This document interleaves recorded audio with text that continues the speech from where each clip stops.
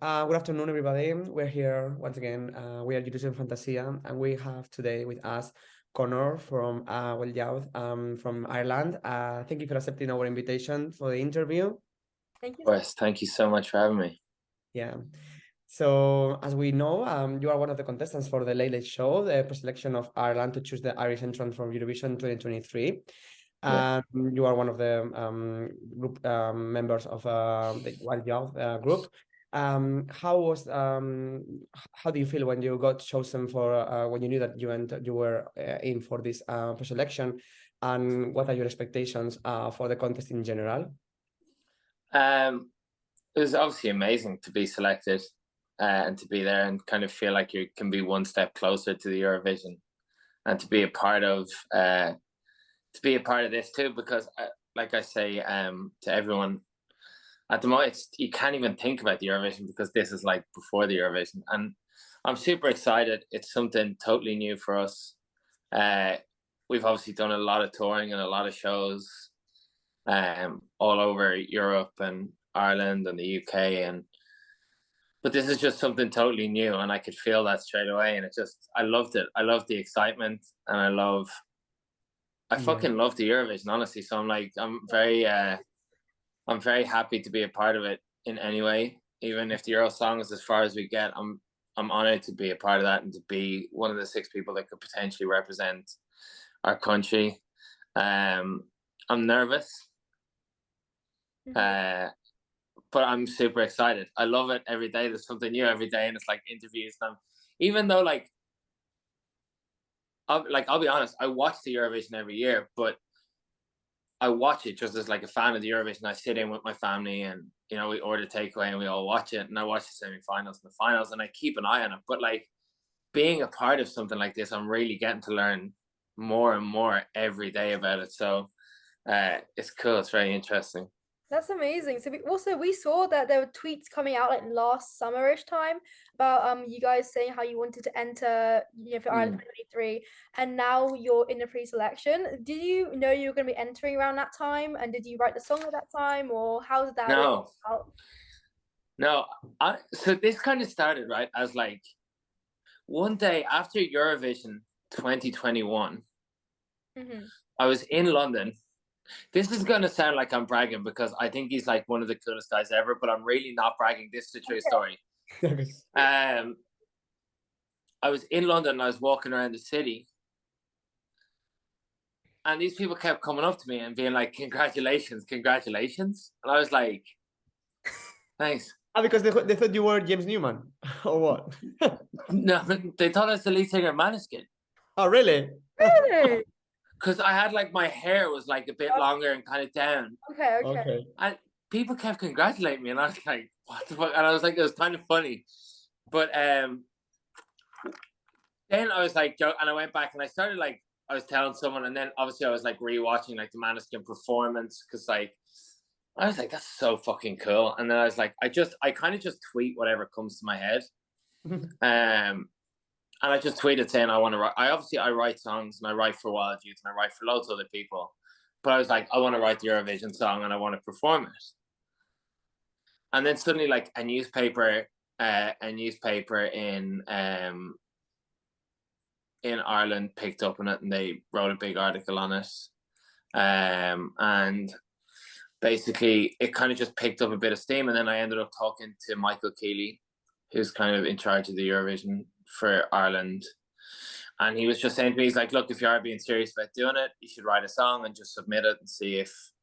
So I was like, okay, fine. So I just went away and I wrote for ages. I write like almost every day. But then I wrote this song and I loved it. And I was like, I think this would be really cool.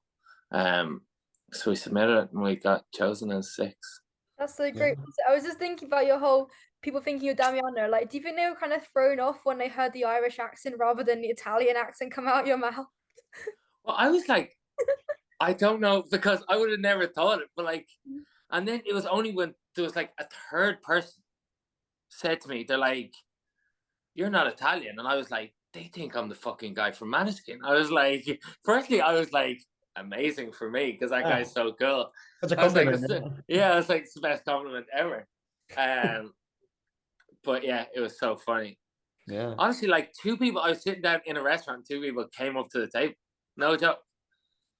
It was Crazy. mad. Oh my Yeah. god. Yeah. That's so funny.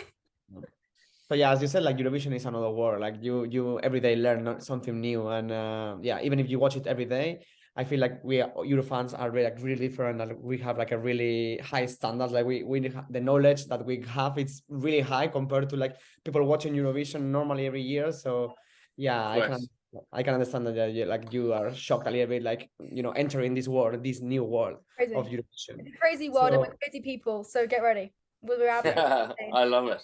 it's I'm crazy myself, so I'm happy to be. I think the community in general is like super nice and people are really chill, so that's quite good. There are some, I feel like every community has like intense people, but the most people you're gonna meet are really nice, really chill, really like just nice people. Yeah, It's good. people have been super lovely and very kind. So yeah, it's very cool. yeah, It's always cool. nice to meet new people and learn new things, and Yeah. yeah, it feels cool. So yeah, now talking more about your entry, like the song that you submitted for selection for Eurosong. It's called We're One, and from what we can listen, it's already out. It's a very anthemic and with motivation lyrics. What can we expect about the performance, and what do you want to convey with the song? Like, what's the message you want to spread, and which kind of performance do you imagine both in the Eurosong and then in the Eurovision stage? I think I'm always quite conscious of the space that you're allowed. So like any show that we've ever done, if like the staging, I mean, I think late show, it's like 6 acts, one night, one TV show. It's going to be a lot of moving pieces, and it's like very obviously the Eurovision is like very similar, and it's like act on, act off, act on, but the stage is so big and it kind of feels like you can do anything on that stage. So if we were lucky enough to get that stage, I would like to try and plan something as big as possible. For the late show, you have to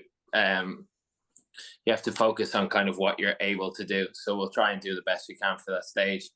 The song itself, it's funny, you said it there, you said it's quite like motivational.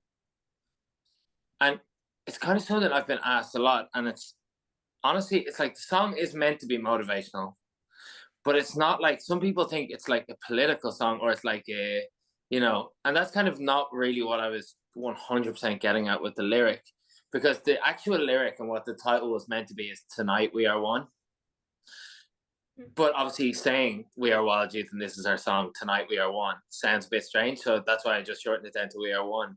Yeah. But what I want to achieve with the song, honestly, is that the magic that the Eurovision already achieves. And that's like that unbelievable feeling of it's like a different universe where it's like everyone's accepted.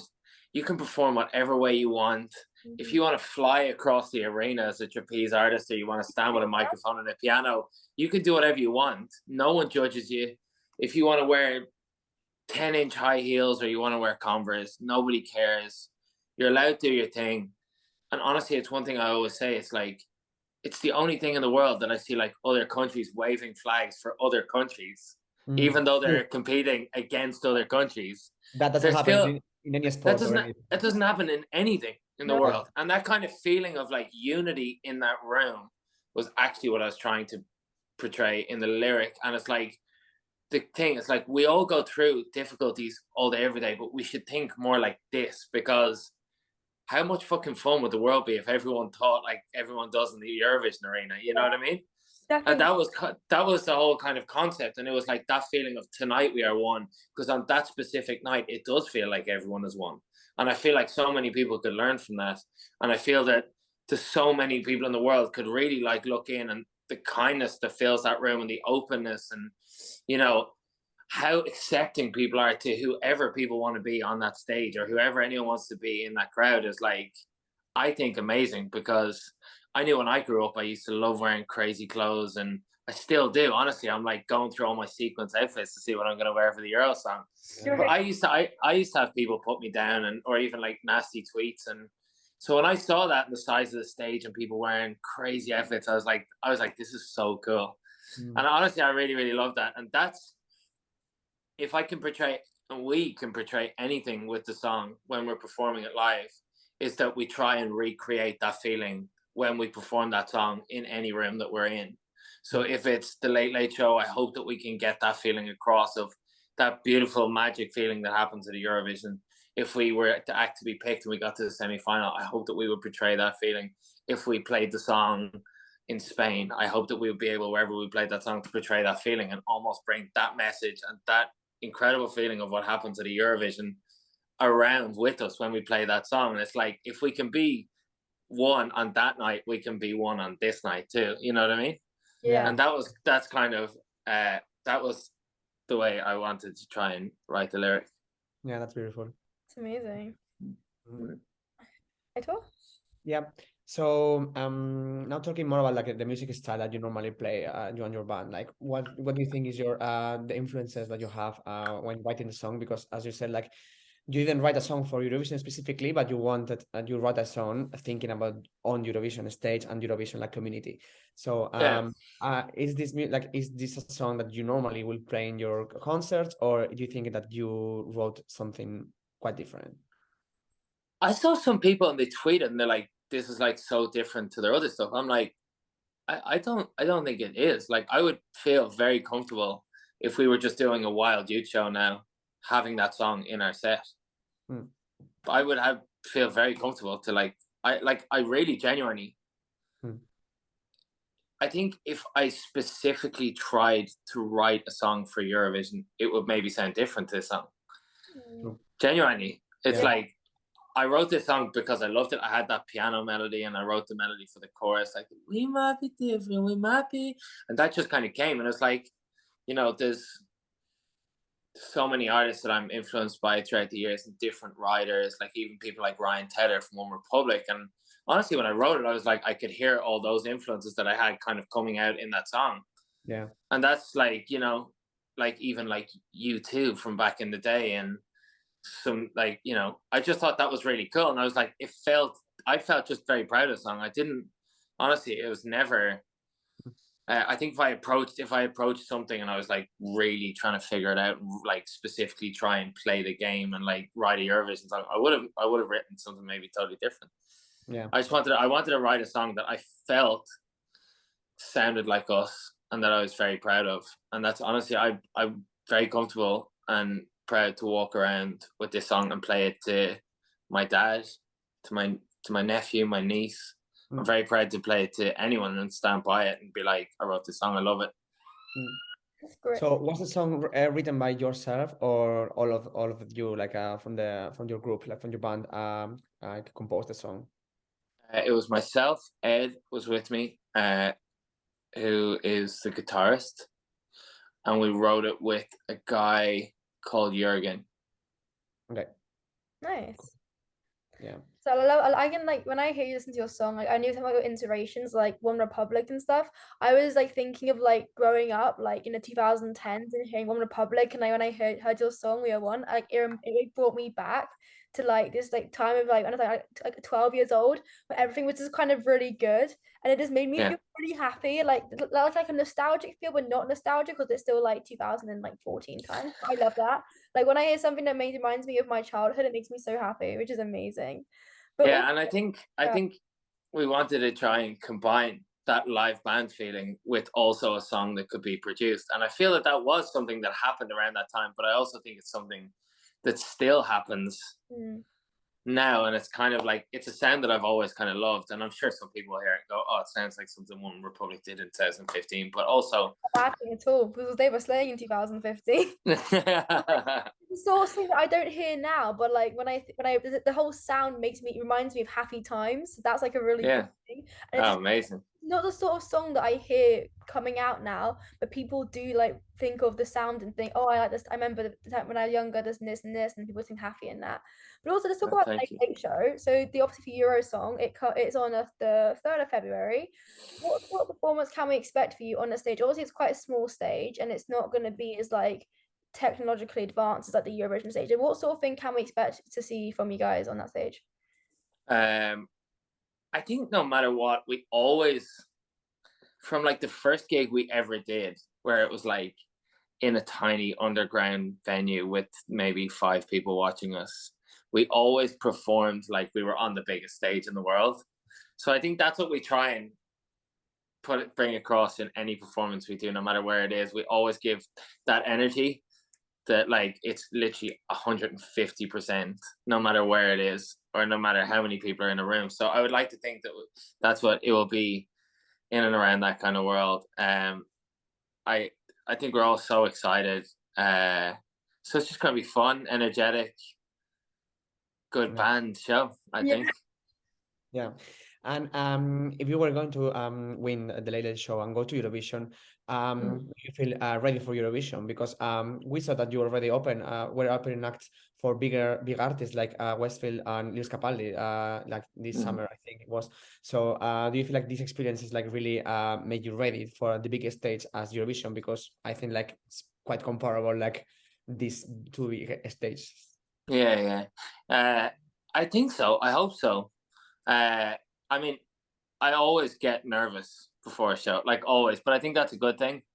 I think absolutely. We did like 2 shows with Westlife in a stadium, and each night was like 80,000 people at the show. Lewis Capaldi, we did 4 shows this summer, and there was like 40,000 people there every night. So it's like, wow. we are very lucky that we have had experience. We are used to being on those stages, and I actually think it's quite strange as a band. I think we actually thrive under those kind of conditions when a stage is bigger and we know there's a bigger audience watching. It's like we thrive under those situations. And that's definitely a good thing to be able to do, especially considering Eurovision's like, you're pouring in front of about 200 million in the final, I think, and that's 60 million. Okay, I didn't need to hear that. Now I'm definitely nervous. Sorry. 60 million semi, so that's about 140 million less. Okay. I think Are you saying that Ireland's only going to get to the semis? No, I'm just reminding you that it's smaller in the semis and gets bigger in the finals. You're building up still. It's all right. It's okay. Yeah. But also, like, I mean, for Europe, for the Late Late Show, there are some really, really good songs this year. This is like the strongest national band I've seen in Ireland, like for as long as I can remember. How do you feel about the competition this year, going against you to get that spot to go to Eurovision? Yeah, I mean, it petrifies me because they're so good. No, they're amazing. I mean, Ireland, I love all music that comes out of Ireland. I think some of the contestants, it didn't surprise me. I never thought that the list of songs weren't going to be brilliant, but they're absolutely amazing. And honestly, it's like, I know it's a case of like one person has to go through, but we're honored to be a part of such an amazing lineup, such an amazing night, part of such a cool thing. I think every song is brilliant in its own right. And I think it's cool. People have options and there's different styles. Definitely. And people will be able to get behind the acts that they love. And I think everyone's written brilliant songs, and writing songs is not easy, and getting songs right and finishing songs and everything. So honestly, I take my hat off to everyone who's a part of it and who's involved, because it's not an easy thing to do. And to perform on national TV is not an easy thing to do either. So it's like, I think I wish the best of luck to everyone involved, and I hope that everyone has a great time doing it. And if we're the ones that they choose, I will be absolutely over the moon, because I would love to do it more than anything in the world, and to also represent my country. But if we're not, it'd be very easy to acknowledge that everyone else is incredibly talented, and each person could probably go and represent this country amazingly at the Eurovision. Yeah, you're right. And also, like, there are no songs like last year's, for example, like Brooke. Like is the style like that Ireland is gonna send, no matter what, it's gonna be very different to last year. So it's a really good like variation, yeah. And I got something quite funny to say. So I've got an Irish friend, and he actually entered a song and is a complete joke into the music selection this year. He made a song called "The Day I Went to Knock," and he put me down as a songwriter for it, and he entered it of him just singing "The Day I Went to Knock, man that really rocks." He entered it into the thing, and he was like, "I didn't get an email back," and I was like, "Yeah, kind of shit." Wow. So I mean, you definitely had some terrible competition entering the selection, but they obviously chose some amazingly different songs, to come out and they battle it out to win to represent Ireland. Like, yeah, great. But I thought you should know that you could have been against my friend Will Hogan, Wow. singing about knock, because we love But I knock. hope, yeah. Me and Will, if we win, me and Will Hogan can go for a pint and that. Right? Yeah, you could. He loves pints. That would be brilliant. Okay, and I'm talking more about Eurovision and Ireland. You said that you watch Eurovision every year, most of the years. Do you have any favorite acts from Ireland or other countries? And do you have an opportunity to meet other Irish entrants, like Brooke last year, for example, or not yet? Me and Brooke actually follow each other on Instagram. I haven't got to meet her in person. We met her actually a few months ago. Yeah, because she in seems so lovely. So because in London there is this party every 3 months or whatever. Like it's like Eurofest, well. and they always invite people like from Eurovision from other years. So last time was Brooke, and she was so nice. She performed live. Yeah. That's so cool. Yeah, she seems so lovely. So nice. Yeah, but you will meet her on the latest show for sure. She will be there. But other songs from other countries or from Ireland that you really remember and you really like? Won, like the most times ever, so it's like the strongest record ever in Eurovision. So yeah, Johnny Logan. Yeah. Mickey Joe Hart is quite funny because my granny gave, like when I was a baby, my granny gave me a Mickey Joe Hart album for Christmas. She used to play it all the time. Maneskin, I loved. I thought they were amazing. I thought Sam Ryder was brilliant last year. The Ukraine act last year was amazing. Spain last year was so good. Yes, I'm from Spain, so yeah, we're really proud. Are you from Spain? Yeah, I'm from Spain. Yeah. Whereabouts? Basque Country, Bilbao, like north. The Basque Country, like close to France. Yeah, from Bilbao. So yeah, but she's from Chanel is from Catalonia. So, but yeah, she's so nice. Like she's amazing. Last year was amazing. Banger. Yeah. Yeah. I told you to now at LEB. Yeah. In the London Eurovision pre-party, she was there and I met her. Yeah. Oh wow, so cool! What a performance. Yeah. And then Euphoria. I'm terrible with names. Euphoria. Yeah. Euphoria. And who was the act? The Dutch act. Duncan Lawrence, Arcade. Yeah. What a song. So good. Big song. It's the song with most streams, I think, in Eurovision, right? I think it's the song that. Yeah. And what's second? I think it's maybe Snap now. Now? It's a Snap. Yeah, it's a Snap. Yeah. Rosalind. You know that song that really became like a hit this summer, like from Armenia this year in Eurovision. Snapping 1, 2. Where are you? Yeah. Amazing. Crazy thing, she had like hundreds of millions of streams in that song, and we went to her concert in London. It was tiny, and like everyone was there. To be fair, it was the day the Queen died, so like no one was really going. Oh, okay, yeah. But that's alright. The concert. I mean, I was literally on my way and I saw the news on my phone, but I was like, I paid £10 for a ticket. I am not going to a concert. I am broke. I must go to my concert. I paid 10 quid. I paid for my train journey there, so I'm not going. Train's expensive. Yeah, train is not cheap. Absolutely. But yes, there's been obviously so many good songs. And I hope that maybe we can be another at the Eurovision. I hope that people can get behind us and support us, and hopefully if we do get chosen, that we can do our country proud and have an amazing time. Yeah, definitely do that. If you get chosen, get ready to travel a lot, because like before Eurovision there are pre-parties in a lot of countries, and so you will be flying to Spain for sure, and London, Amsterdam. I fly to Spain any chance I can get. It's like my second. It's my favorite country, honestly. Yeah. What do you like? What do you like the most in Spain? Like which part? Like where do you go? Like the south of Spain. Okay, Malaga. Yeah, a bit further up, like up the mountains, and I love it. I love the food. I love the people. I love the culture. Yeah. I love everything. Honestly, like Spain has my whole heart. You should move there. I know, yeah. I mean, it's a lot warmer than Ireland. So Yeah, it is. Yeah. A lot. Yeah, if you happen to go to Eurovision, there is a pre-party in Madrid, like is the biggest one. And So Barcelona, but that's like in March, I think. yes. So Not going to that. Barcelona. Yeah, Barcelona. So yeah. Mhm. Great. So yeah, I think we came to the end of the interview. So yeah, thank you so much for your time. You were really good with Okay. us. Yeah. Muchas gracias. Yeah, nada. And yeah, we wish you the best luck for you and your team and your band for the latest show in February, which is like around the corner. And one more thing, if you could like send a message for our channel, Eurovision Fantasia, that would be great. Thank you so much. Thank you. Send it. Do you want me to do it now? Yeah. Hello, this is Conor O'Donoghue from Wild Youth, and I've been on Eurovision Fantasia, and it's been a great honor. And I love the podcast, and thank you so much for having me on.